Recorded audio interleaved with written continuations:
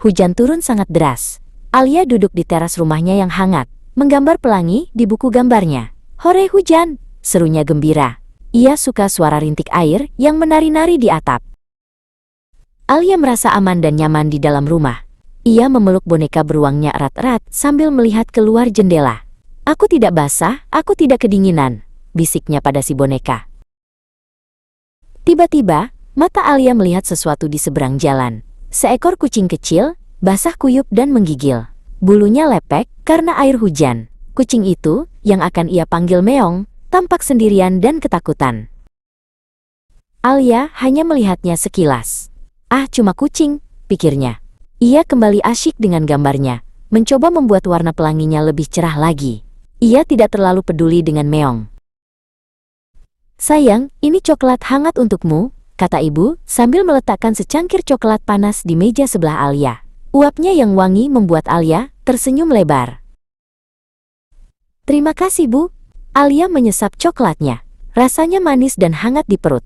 "Enak sekali jadi aku," gumamnya. Hangat, nyaman, dan minum coklat enak.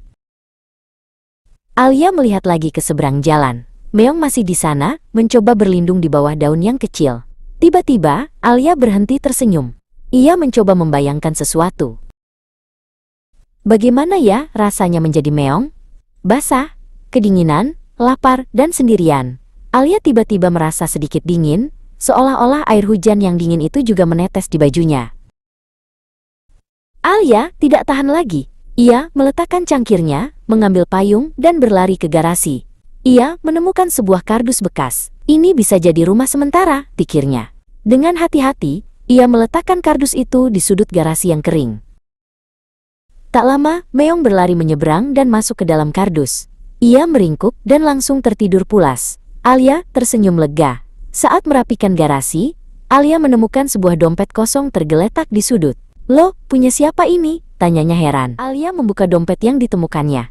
"Wah, kosong," gumamnya. Di dalamnya hanya ada sebuah kartu tanda pengenal dengan foto seorang bapak dan nama Budi. Alia mengangkat bahu. Tidak ada uangnya, pikirnya. Dompetnya terbuat dari kulit yang bagus. Alia mengusapnya. Walaupun kosong, dompet ini terasa mahal. Tapi tanpa uang, apa gunanya? Ia memasukkan dompet itu ke dalam sakunya dan mencoba melupakannya. Keesokan harinya, Alia bermain di taman. Dari kejauhan, ia melihat Pak Budi, tukang kebun taman, tampak kebingungan. Pak Budi menunduk. Matanya menyapu tanah seolah-olah mencari sesuatu yang sangat penting.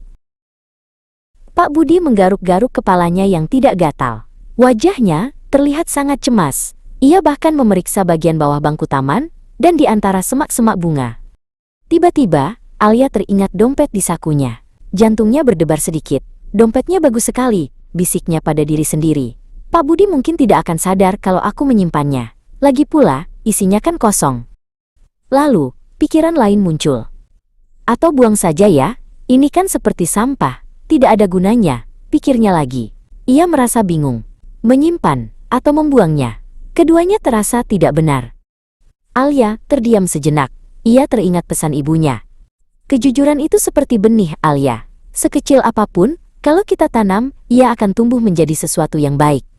Alia membuka matanya dan melihat Pak Budi yang masih tampak sedih. Ia tidak tega. Mengembalikan dompet ini adalah hal yang benar untuk dilakukan. Ia pun mengambil keputusan. Dengan langkah mantap, Alia menghampiri Pak Budi. "Permisi, Pak. Apakah Bapak kehilangan ini?" tanyanya sambil menyodorkan dompet. Wajah Pak Budi langsung cerah.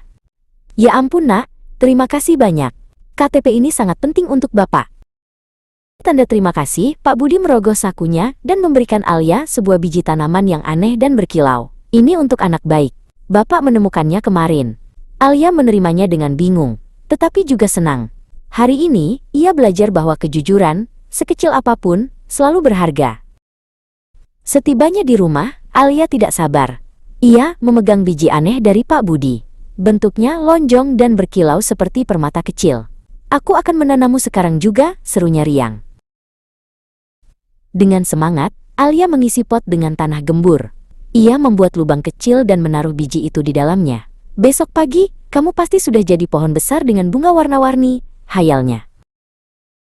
Keesokan paginya, Alia bangun lebih awal dari biasanya. Bahkan sebelum sarapan, ia langsung berlari ke halaman belakang untuk melihat pot bunganya. Jantungnya berdebar kencang karena penasaran.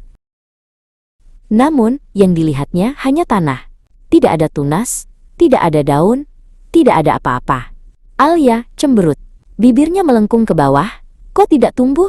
Keluhnya dengan kecewa. Hari ketiga dan keempat, masih sama saja.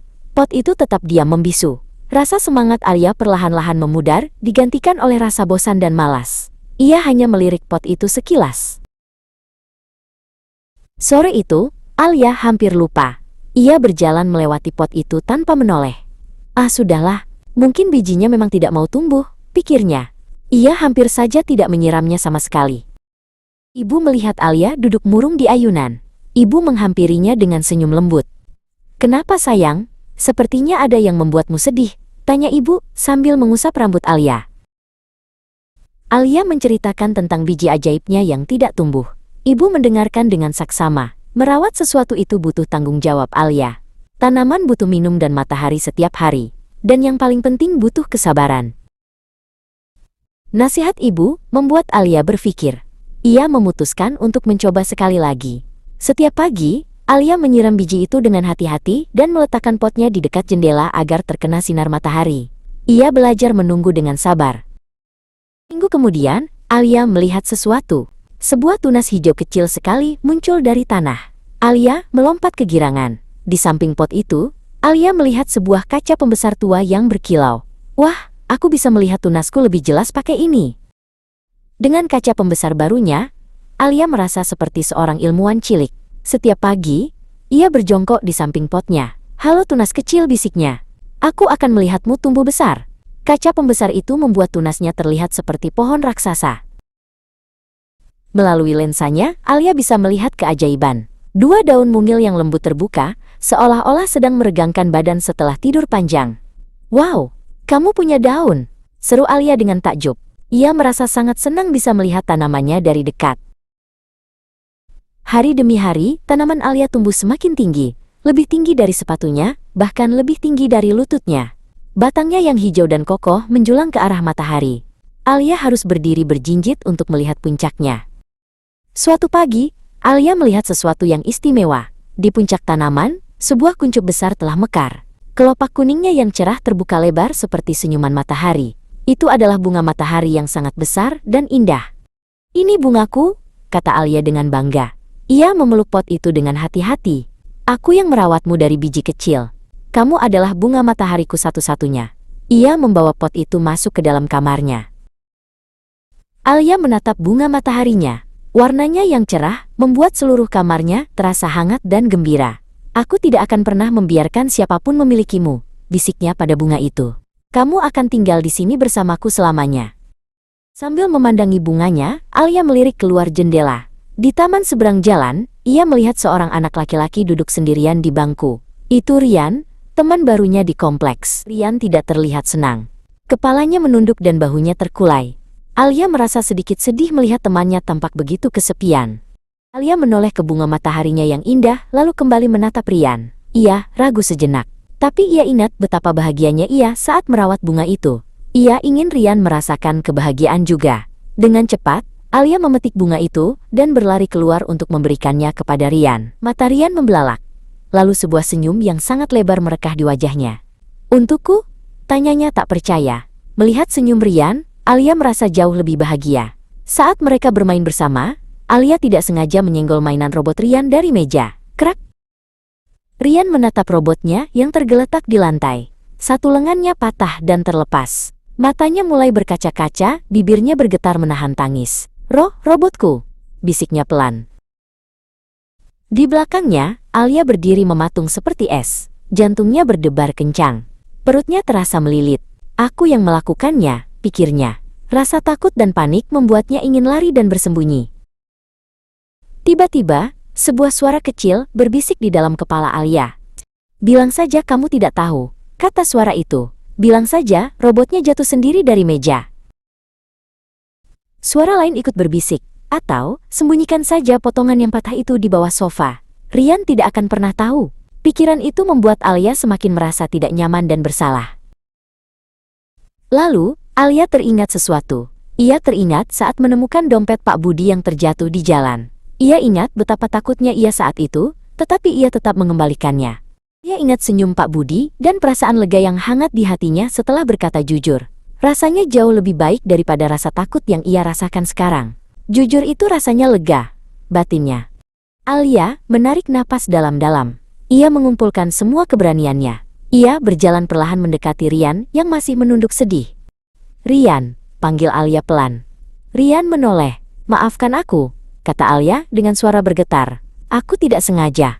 Aku yang menjatuhkan robotmu." Rian masih sedih melihat robot kesayangannya, tapi ia melihat wajah Alia yang menyesal. Ia mengangguk pelan. "Terima kasih sudah jujur Alia. Ayo kita coba perbaiki bersama." Dengan bantuan lem dari ibu, mereka berhasil merekatkannya. Walau tidak sempurna, robot itu sudah utuh kembali. Rian memaafkan Alia. Untuk menghiburnya, ibu memberinya buku gambar kosong dan krayon. Alia belajar, mengakui kesalahan adalah hal yang benar, meskipun sulit.